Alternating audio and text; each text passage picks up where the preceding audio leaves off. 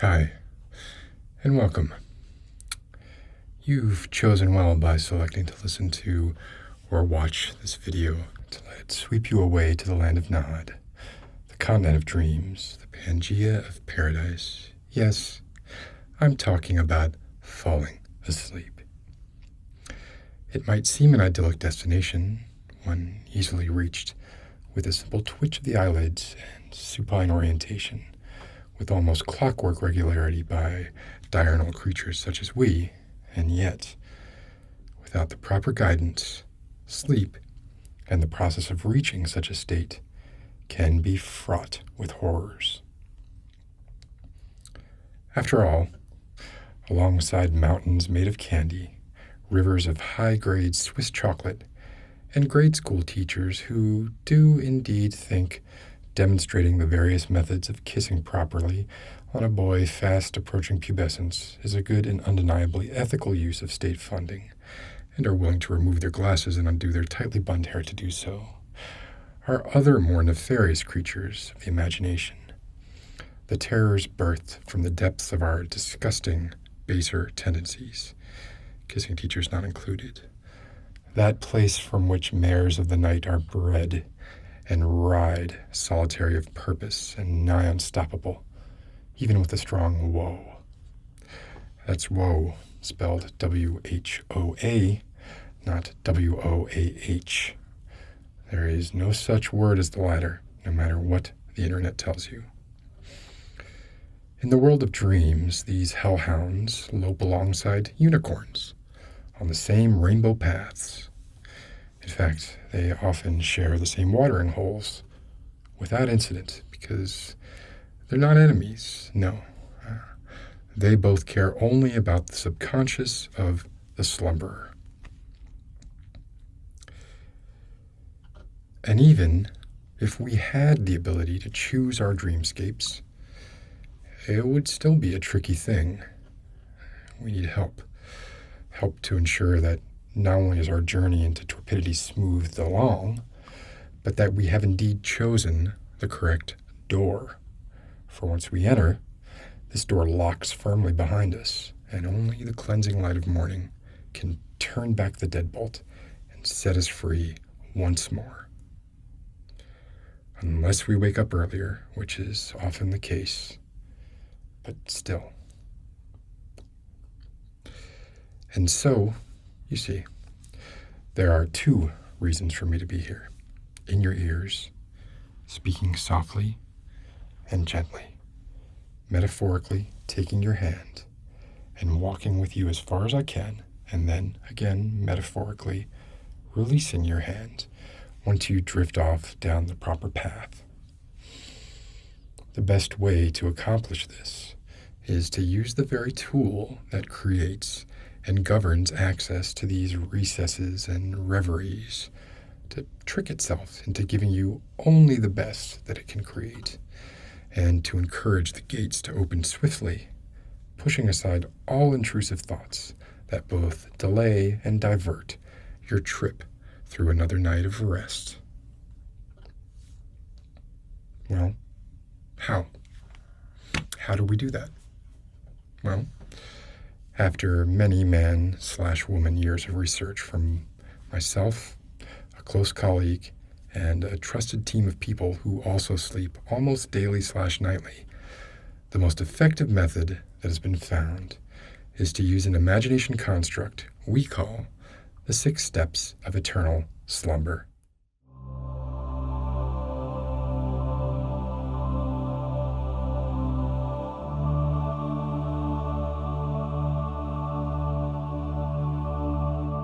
Yes, the 6 steps of eternal slumber.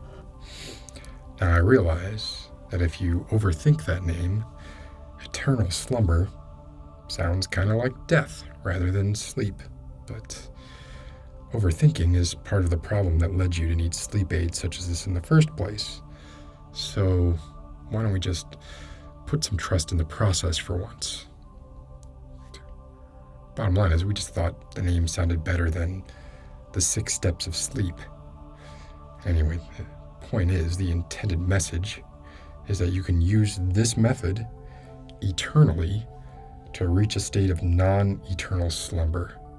Not that you use this method one time to reach a state of eternal slumber, because what kind of business model would that be? I'd like some repeat customers here. Let's make sense.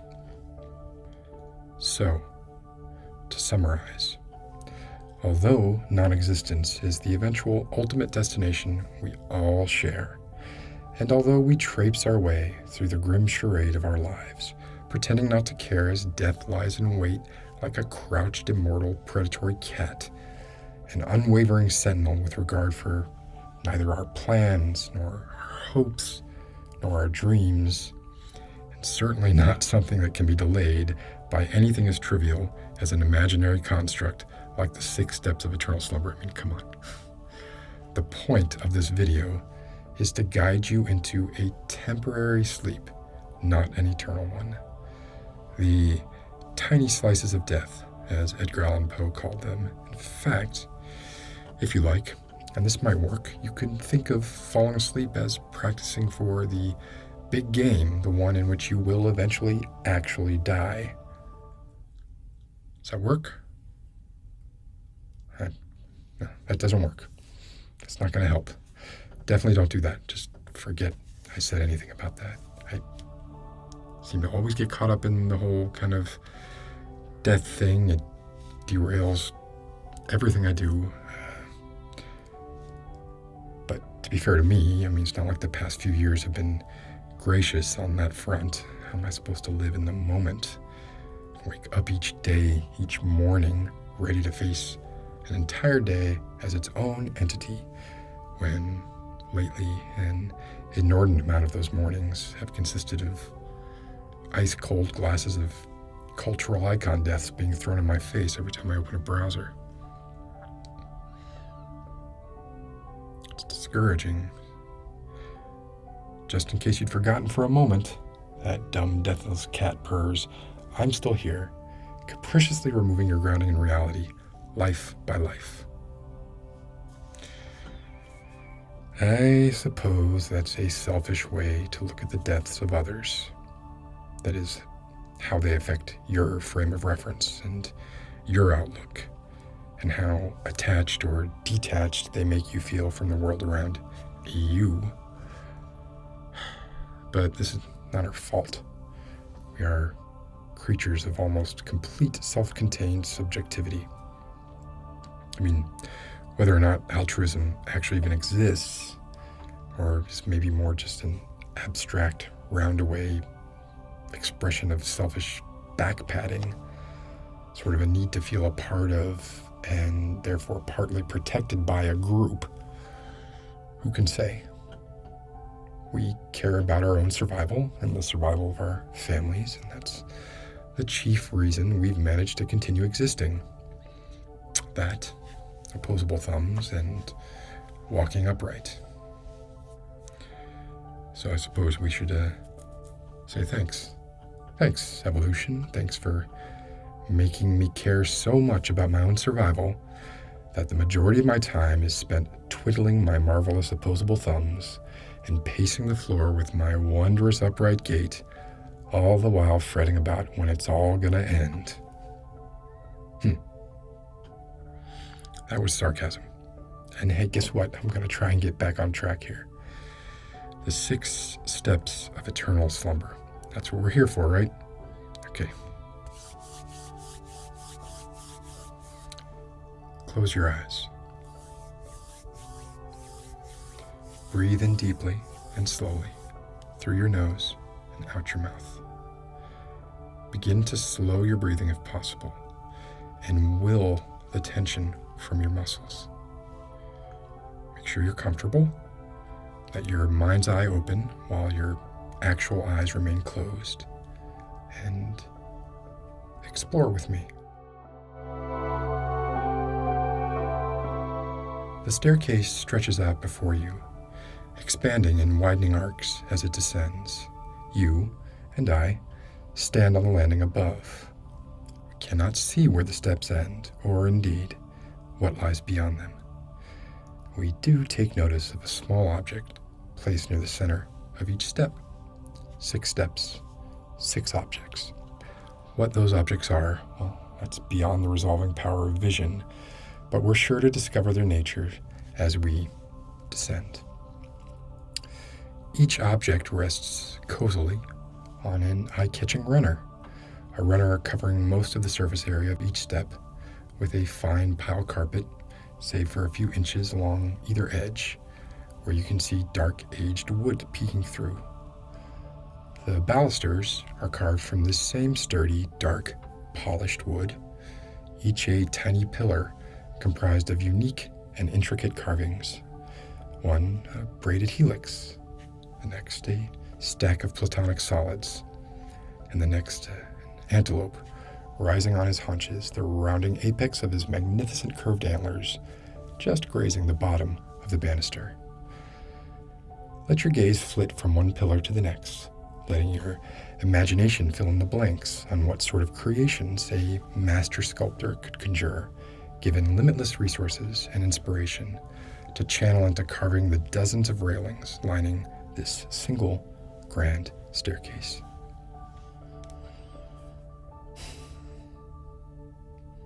And then imagine the years this sculptor wasted enduring the laboring, hunched back, the countless bruises and splinters. And let's not forget the deeper wounds from the chisel and the lathe, some of which never healed right. And what about the time? The time he lost. His own dreams of carving a bassinet for his daughter falling by the wayside. His work consuming him, punching in and missing out on the first time his son whittled a crude spoon from a branch in the yard. All this fierce, narrowed effort came at such cost, culminating in this ridiculously overwrought banister, just for you to spend a few brief moments glancing at and dismissing it like so much driftwood. Oh, did you notice the one unfinished baluster? Left-hand side, about 2/3 of the way down. Did you scoff or cluck your tongue at the thoughtlessness of it?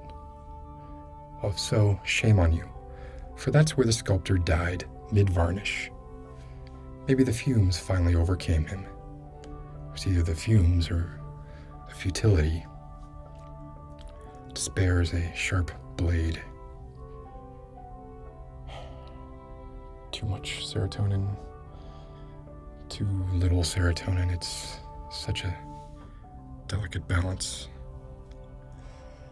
Let's get back to the stairs.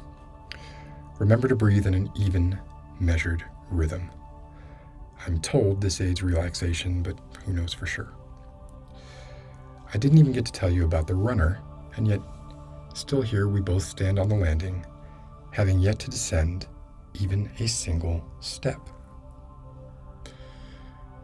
The runner is the deep burgundy you can only get from the finest Moroccan dye pots, and even then, only when it is applied to the purest, most absorbent threads.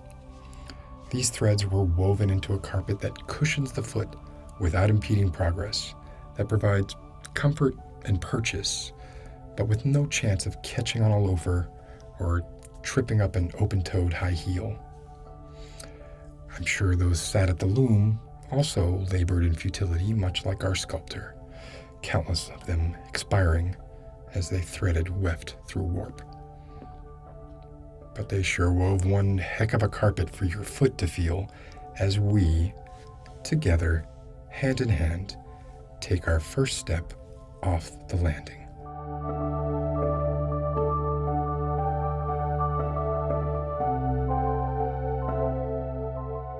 We now stand on the first step. Is it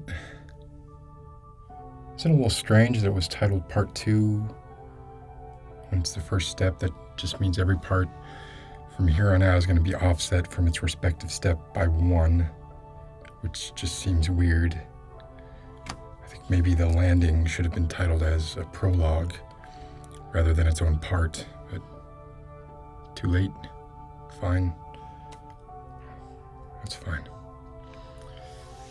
Well, Since we're discussing things that don't seem to jibe quite right, let me take this moment to address another elephant in the room.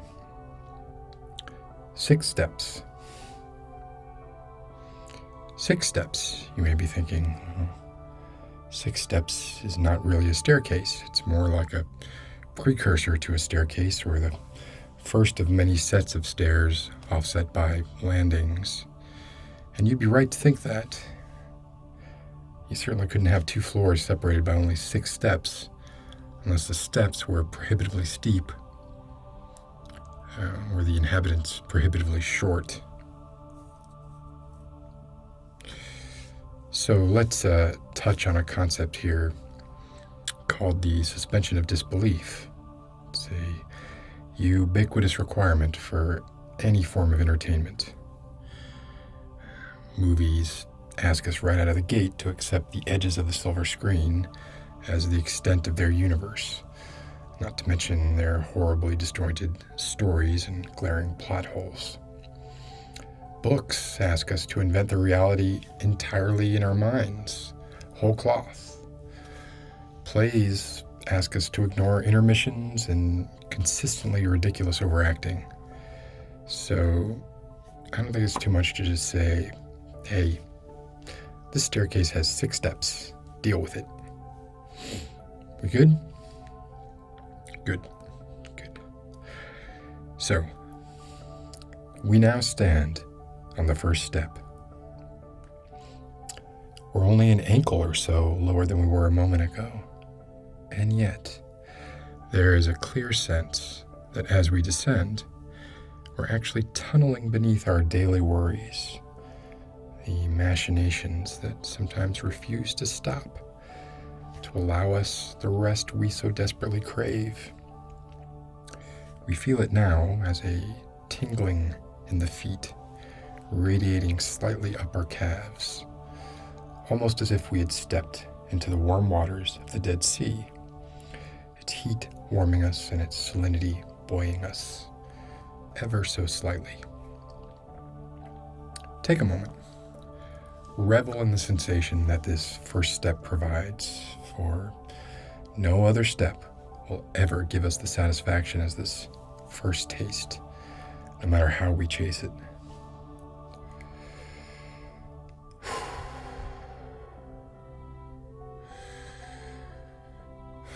And chase it we shall. For once you've tasted the 6 steps of eternal slumber, you must consume it whole, and like Oliver Twist, insolently and immediately ask for more. It's a natural reaction, and I can't blame you for it, even as I deny your request, for clearly here is the relief you crave, and I take no pleasure in denying it to you. Although deny it I will. Let's try and take your mind off the fix by taking a look at the object this step has in store for us. It's a child's crinkly storybook. It's about a young badger who leaves his family in search of adventure and discovers a commune of other badgers who all love to dance while taking in various wonders like mushrooms and a snake.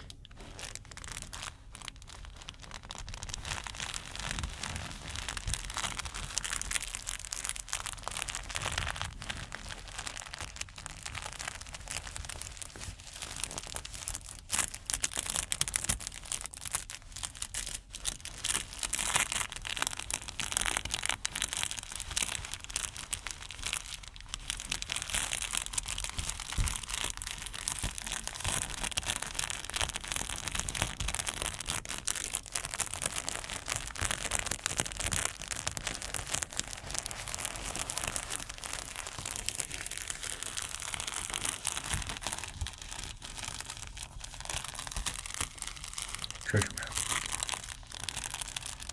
You may notice there are no badgers on the pages of these books. That's because your mind chooses to populate the pages with whatever once.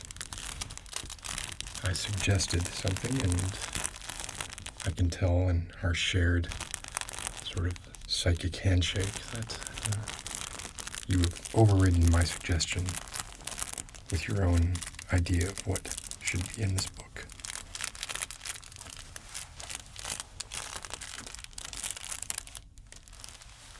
Pirates, apparently.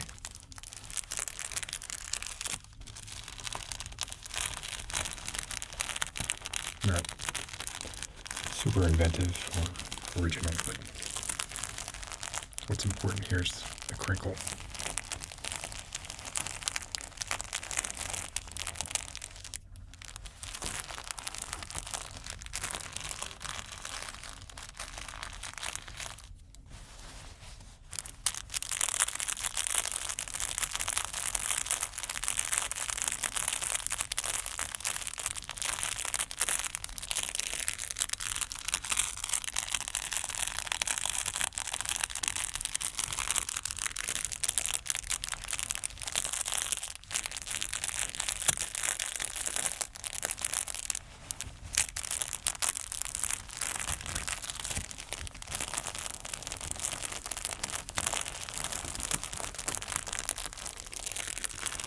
Crinkling is one of my favorite triggers. We have some better ones coming up.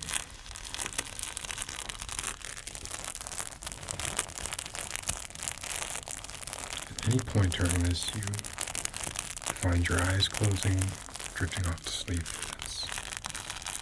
That's the intended purpose of this video, so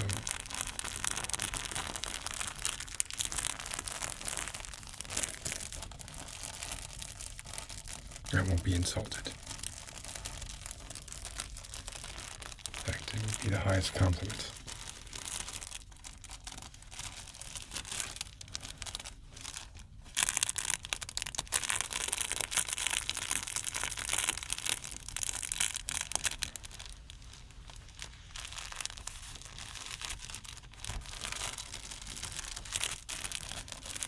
This page is a little less intense.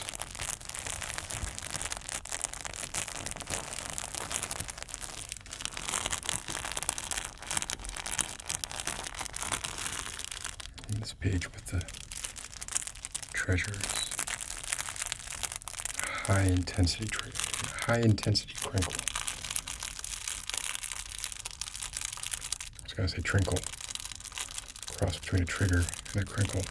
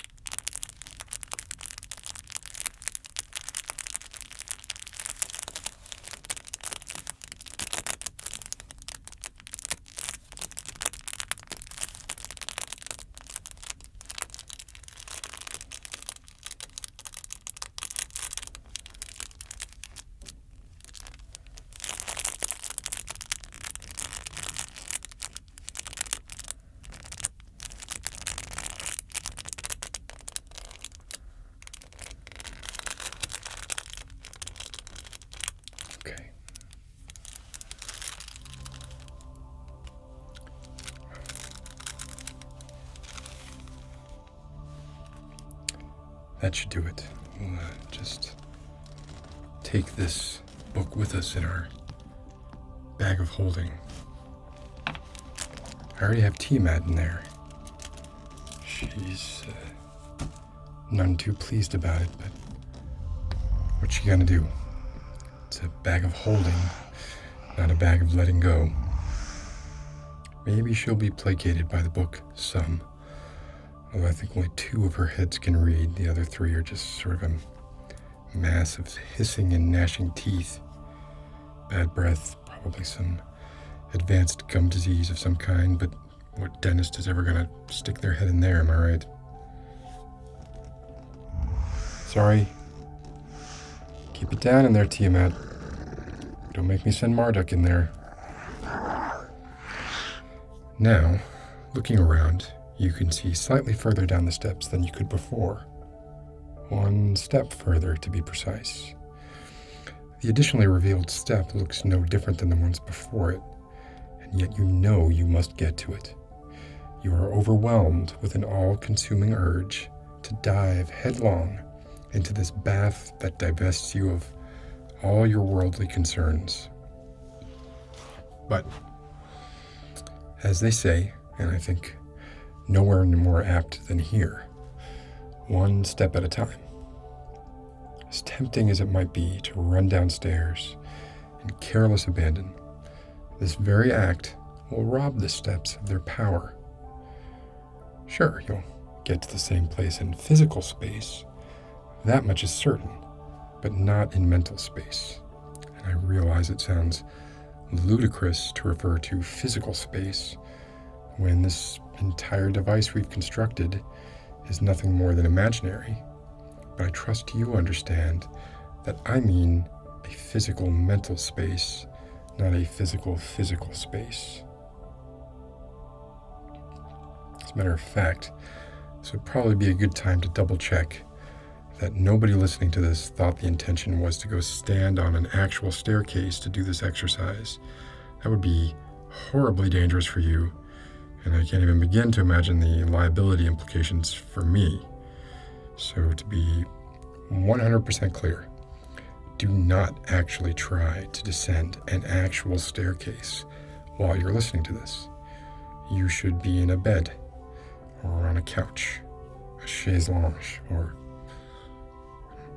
lazy boy. Sorry, had to check with my lawyer for a moment there to be sure that I was sufficiently covered, which I am.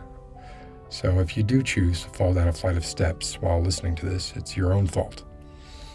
Don't come banging on my door for recompense, assuming you still have use of your arms. Deep breaths.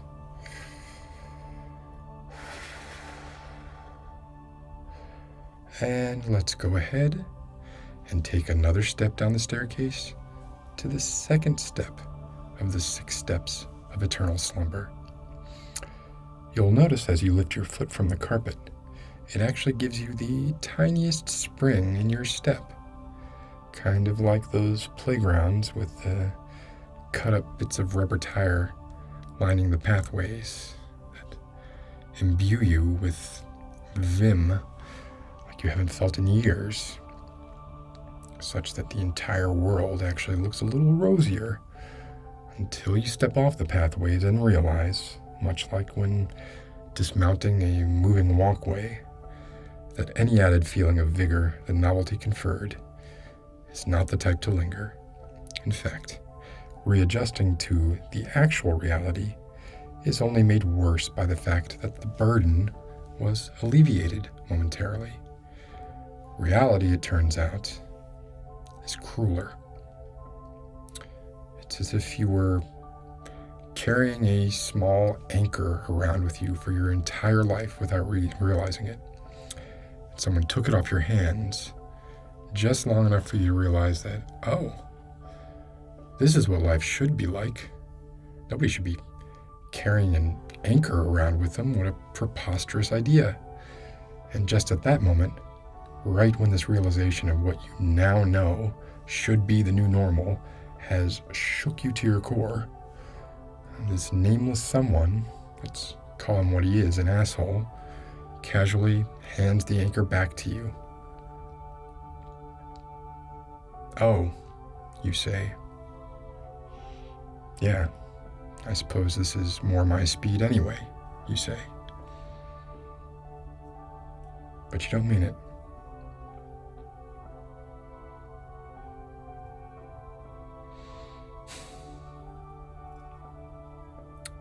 It's probably not too different to what astronauts feel like when they return to Earth after extended weightlessness.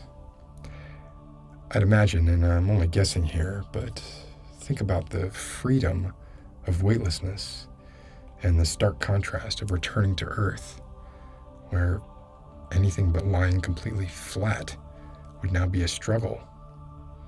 And even that isn't accurate, because you can lie as prone as you like, but your lungs still have to fight against Earth's oppressive gravitational pull as they inflate. This is an oppression we've endured so long, only because we know no better.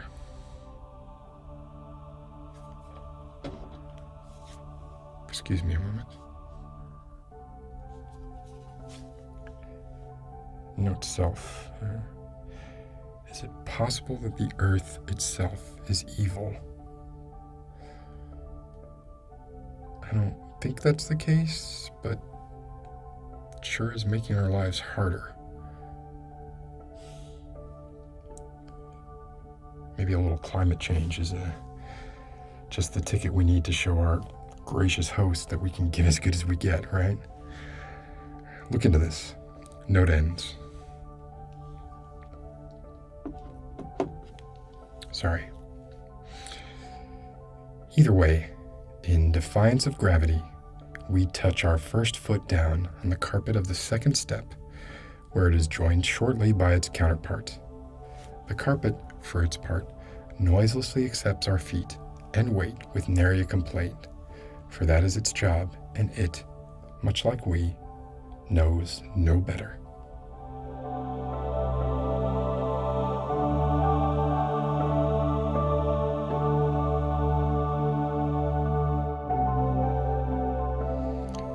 We now stand on the second step. You see what I mean about the offset part titles? It's stupid. We should take a moment to recognize that this is quite the accomplishment.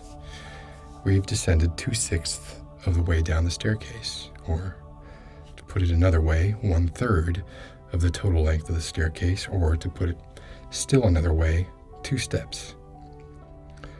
Were a sharp guillotine-like blade to shoot out horizontally towards us from the floor of the landing in some gruesome saw-like scenario, it would sever our legs below the knees, and we would likely bleed out at the bottom of the staircase in a few minutes, if the resulting tumble didn't kill us first, which would probably be a blessing. Or perhaps we could try and staunch the flow of blood by jamming our respective stumps together, my right to your left and your left to my right, in a tableau of the grotesque. If you think about it in some ways, it might look like a person who has stood in a perfectly still pool at just below knee height, and they are gazing at his/her reflection in the water, only to see that the reflection appears to be a different person entirely. In all honesty, it probably still wouldn't work. I don't even know your blood type. And it's a moot point, because at least while you're with me, there are no such traps. There's no kill steps. There's no tripwires rigged to fragmentation grenades. Nothing of the sort. Only more plush burgundy carpet, which, come to think of it, would mask the stain of blood fairly well, and more baluster carvings representing the futility of life. And look here on this step. Seem a little lonely. A pair of nitrile gloves. Why do you look so lonely, gloves? At least you have each other for company. Let's try them on.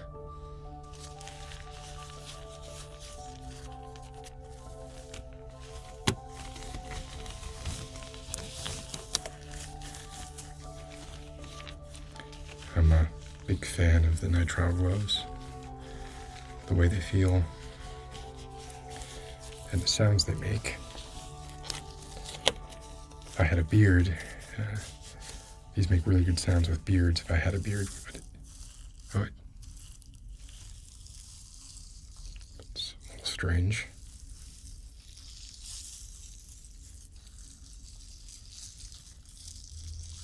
I could have sworn I shaved.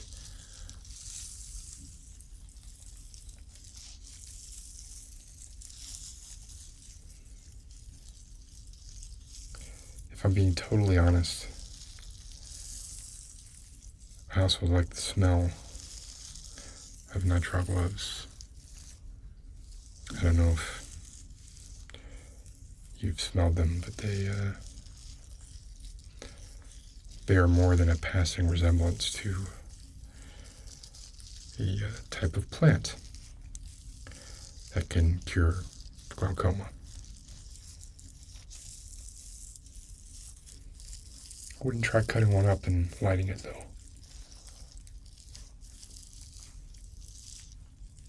Lots of things smell like other things. I doubt there's some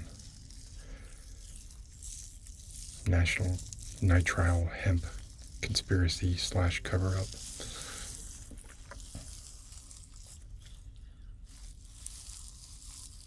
But the smell is pretty remarkable. From what I've been told, that's what that other stuff smells like. This is very odd. I swear I shaved this morning. I'm getting older, so sometimes you think you did something you didn't. More often you think you didn't do something and you did. And it's a little scarier.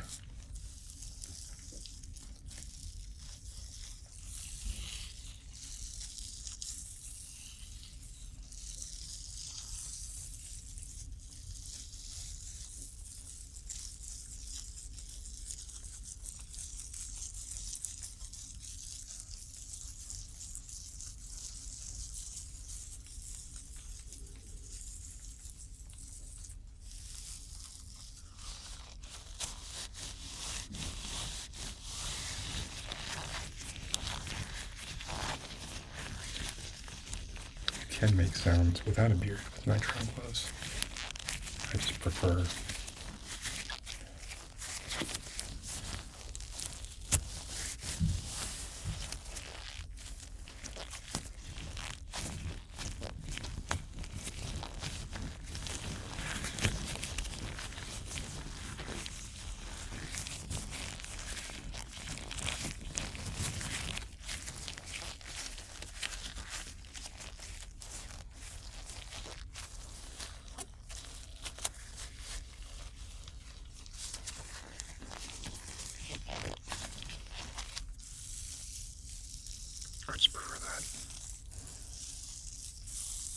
I think most people would agree.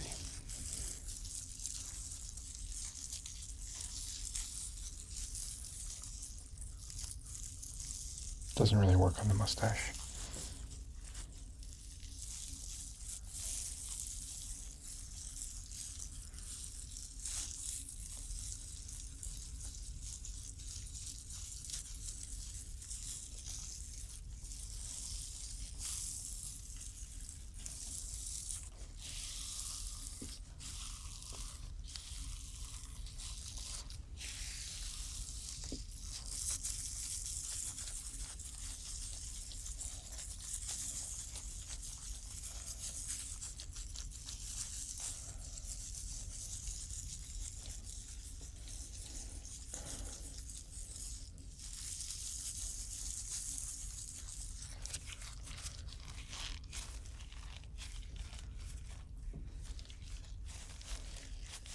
Okay, That should do it.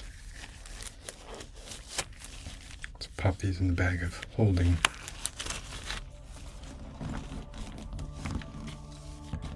There you go, Tiamat. Don't worry, you're not latex. Yeah, I'm aware of your allergy. What aren't you allergic to? You and Lotan should start a support group. Around this point, you might be wondering, narrator and guide, you sure are spending a lot of time and effort describing the staircase to me, but a staircase does not exist in a vacuum. What about the rest of my surroundings? What do the walls look like? Is there anything hanging from them? Are there sconces that don't do anything when you take them, even though it really seems like they'd open up a secret panel or something? Are there Baroque paintings? And what about the ceiling? Is it a grid of recessed wood panels? Is it a cathedral ceiling with twin arches meeting in a crux? Or is it a simple popcorn ceiling? The answer to all these questions is simple. The setting of our staircase is your mind. You provide the context. And I cannot know the context because I do not know your mind. I have, together with you, created the staircase through the twin magics of description and imagination. But for the purposes of our thought experiment, the setting simply doesn't matter. As long as it's nothing too distracting or crazy, at least. I mean, if you have tentacles flailing from the ceiling or creatures trying to push through the walls and stretching them as if they were made of sheets of rubber, then we're going to have a hard time reaching our destination of inner peace, stairs or no stairs. It would do you well to remember that we are, for the length of this video, psychically linked. And that means that I may experience some aspects of your experience in like a metaphysical feedback loop. And I'd like my experience to be pleasant as much as I want your experience to be pleasant. So I'd suggest a tranquil setting, some clouds, a simple Tudor-style home. No surprises, nothing that's going to draw your interest too much, because we really need to concentrate on our descent. Speaking of which, I think now is the time to be bold. The second step has borne our weight long enough. Let us both move on to the third step. Don't be afraid, I'm still with you. And step.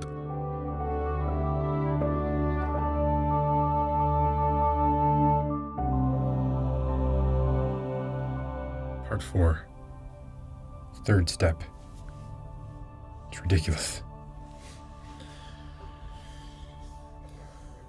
Another aside before we move on. I've been quite clear with you that these steps are a construct that we both create together, haven't I? I haven't been so careless as to suggest that they're the province of your mind alone. I mean, think of how impossible that would be. Not a mind reader. I simply mine the common phylogenetic history we all share to pick out those elements that are likely to soothe, for whatever evolutionary reason, our minds. So there will be no snakes hissing here. There'll be no snapping of brittle twigs suggesting predators circling just outside the light cast by our meager fire. There will be no guttural growls, nothing of the sort. In fact, their mention alone might be counterproductive. Often the act of naming a thing carries a latent power in the perceptive listener's mind. So let's no longer dwell on descriptions of the ancient malignant horrors that have stalked our species since we learned to survive on fear. And again, I should remind you, Tiamat is quite securely bound in the bag of holding. These things do a great job, and for what they cost, they'd better. Even Tiamat can't crawl out of a pocket black hole. Jahan's sake. But the reason that I bring this up is that while it's true that we share a lot of history, people are different. We have quirks and hang-ups unique to ourselves, and that means I can't be 100% certain about the things that soothe you. There's some room for divergence, and probably not a lot, but I want to be sure that you're aware of that. There's no need to bring lawyers into this one. Just wanted to get that out there. So, third step. I think you're starting to get the theme of these things. You see one step further than before. Things look pretty much the same. You're feeling better, lighter, worldly weight being lifted, blah, blah, blah. And look, what is this we find here waiting for us like a faithful dog? It looks like some bunchums. I love these things. Very little else in the world gives me the tactile satisfaction of squeezing a fistful of bunchums. Let's try it now.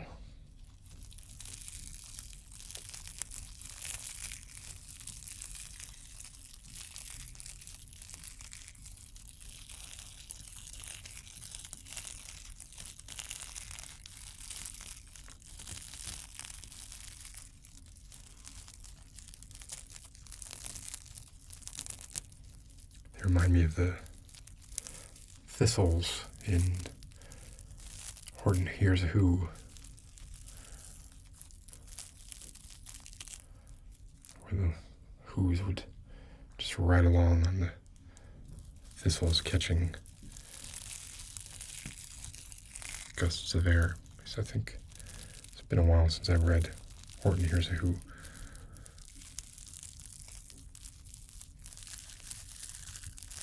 Like a year.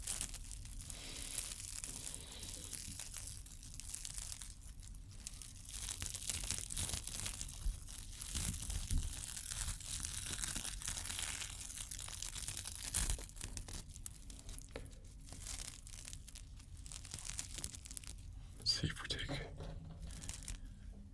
do a smaller amount. Get a different, more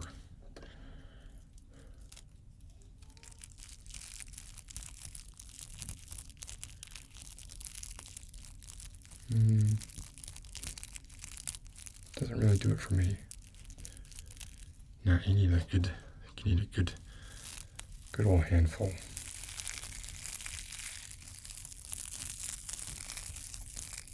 Let me know if you disagree.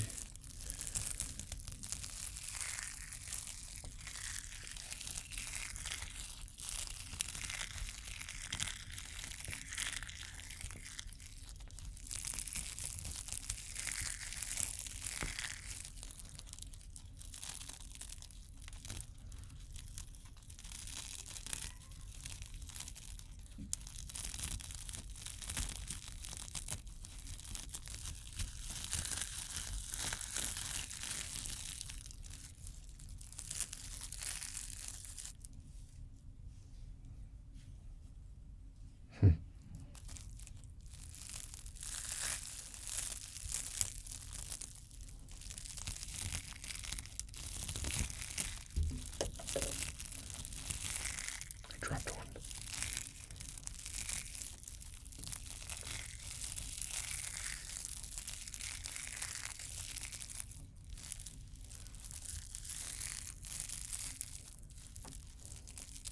So, interesting point.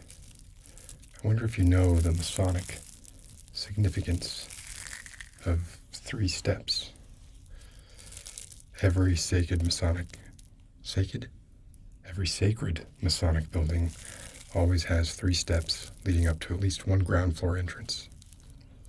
It can be the front entrance, where the 3 steps must be separated from the other steps by, I think it's at least 2 feet of flat landing. Or it could be a rear exit or side exit, where the 3 steps must be either set alone or perpendicularly set off again by a 2-foot plus landing from any other steps needed to get to the ground level. Why? Well, because the Masons were crazy, but they believed their creations to be living things. They bestowed upon them animus. It's the Latin from which we get the cognate animated.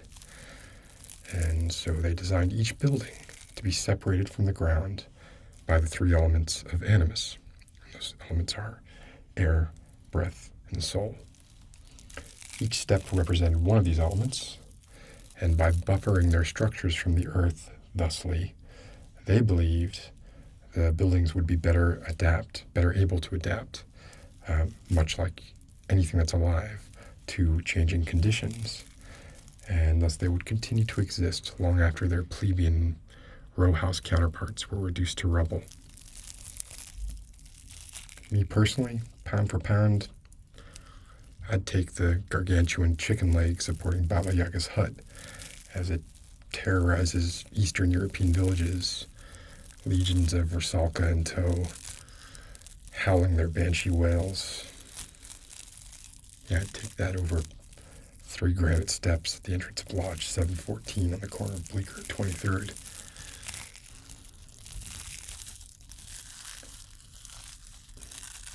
And yet the Masons were at least partly right. I mean, their buildings did generally last longer than non-Masonic counterparts. But arguably, that's only because they had access to the finest building materials and the finest architectural minds of their time.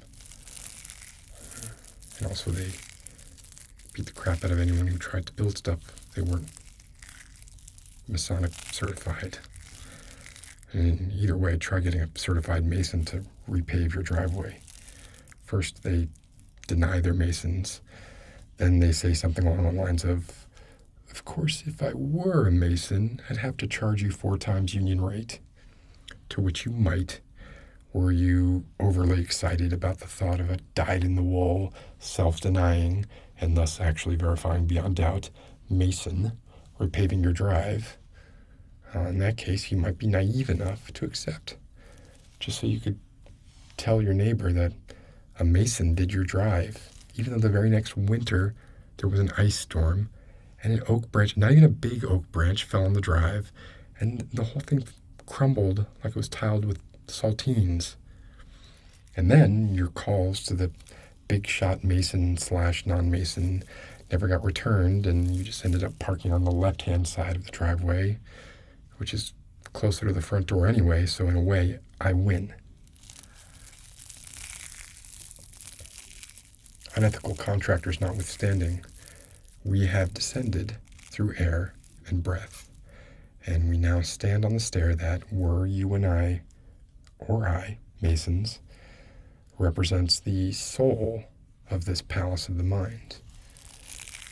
And if you're keeping track of how far below the original landing we've come, we are fast approaching about hip height.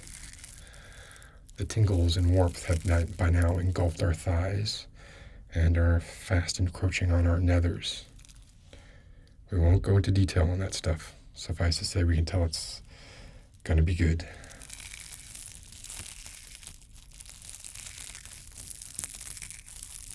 I really don't think that guy was a Mason.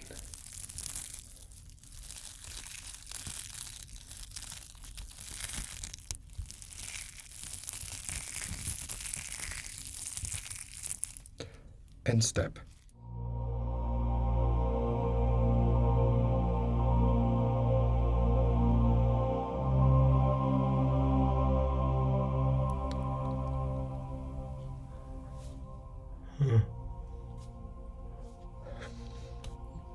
Excuse the yawn.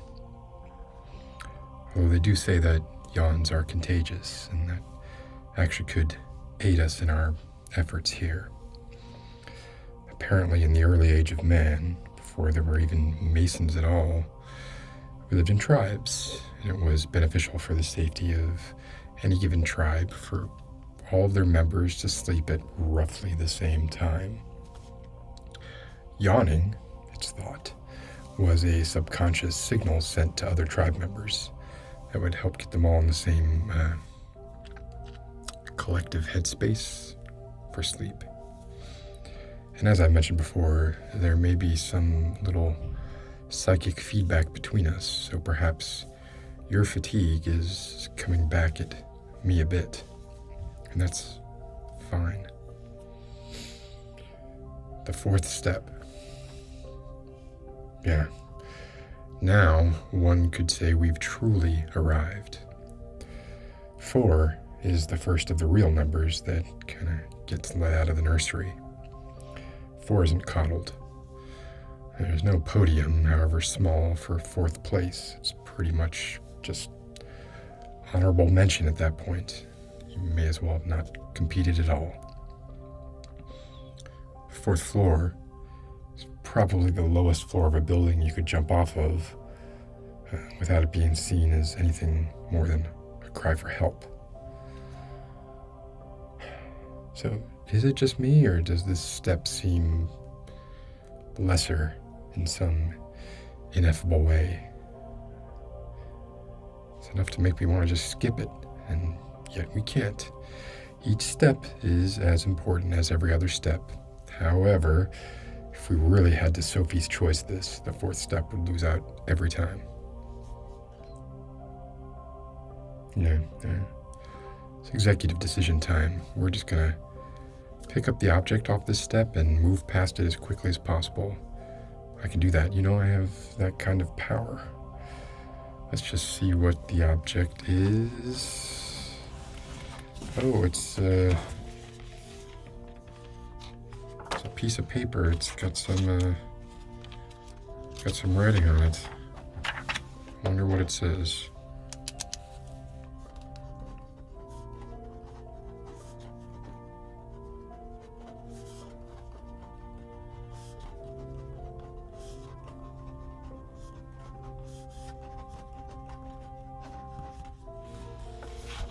Well, what do you know? It says, "You may passeth over the 4th steps." Let's not look a gift horse in the mouth too much or think too much about this, and just descend once more, my friend.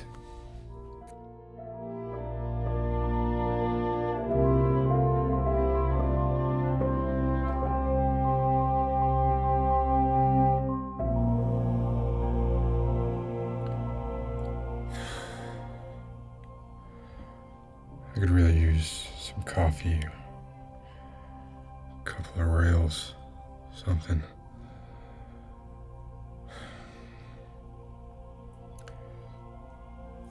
Okay. I've just noticed something interesting. I wonder if I could have your thoughts on it as well. Lift your left foot up just a bit. Place it back down. Now try the same with your right. You'll notice the carpet seems reluctant to release its hold on your soles. It's as if the staircase has developed an affinity for us both, something that really could only happen if it were imbued with the animus of the Masons. Have you ever looked into your own ancestry? Remember, we built this construct together, albeit mentally. If you have Masonic ancestors, even really far back, it's not beyond reason to think this staircase was, in a way, built by a Mason. I'm pretty sure I'm no Mason. Fairly sure. The point is, there is a non-zero chance that this imaginary staircase is imaginarily Masonic in origin. And if that's the case, probably wasn't a great idea to badmouth them earlier or write that Yelp review, but what's done is done. Hey, look. Jenga blocks. Let's tap these puppies together a little bit.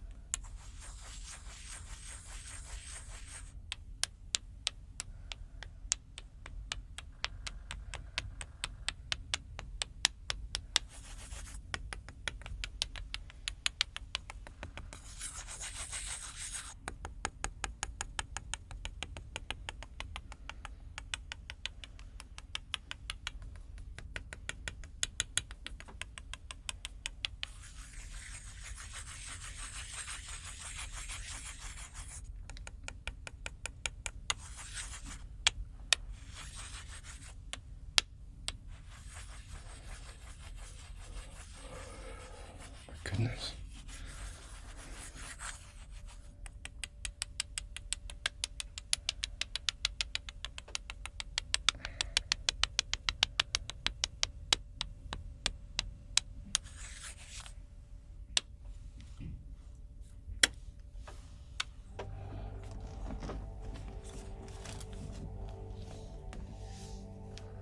All right, let's move on to the final step. What do you think?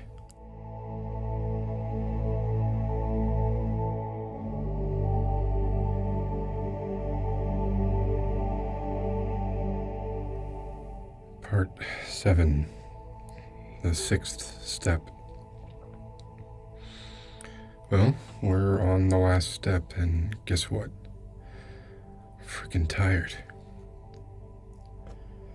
This goes far beyond a normal diurnal kind of tiredness. This is bordering on utter exhaustion. I've expected something for the last few steps now. I think I'm in a position where I can confirm it. There's this theory floating around some of the more liberal metaphysical circles regarding the phenomenon of linked psychic time dilation. The theory is basically that when you link psychically with another person, that you are in essence right there with them, that you experience relativistic time exactly as if you would if you were actually there. So, were I psychically linked with somebody traveling near the speed of light relative to me, I would age as they did. That's to say, in that specific instance, slower.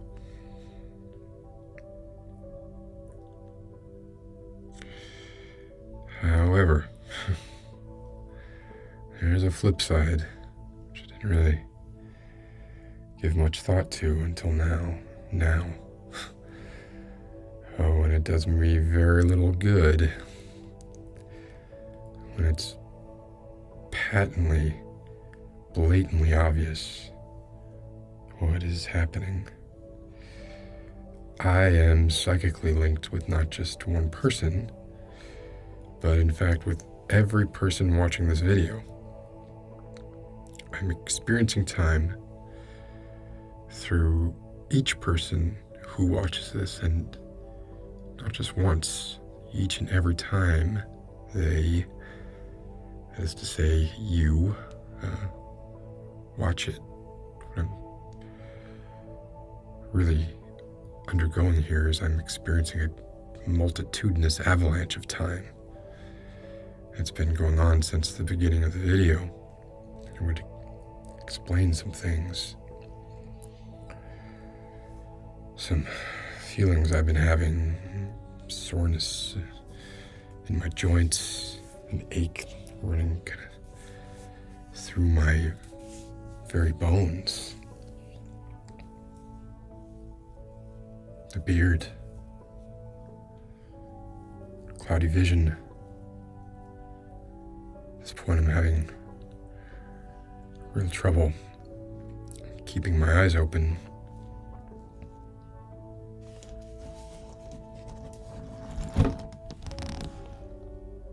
I think Tiamat died. Marduk will not be pleased. Eternal Slumber. You know, I didn't come up with that name. He did. He wrote this. He said if I did this, and of course he knew. I guess these days, one bad Yelp review is all it takes to make a mortal enemy. Man, that driveway sucked.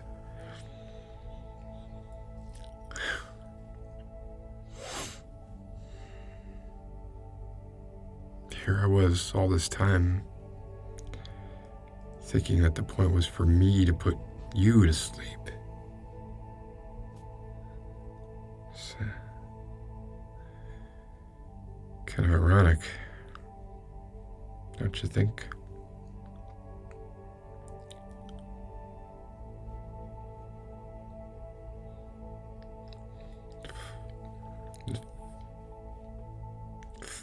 Fucking Masons.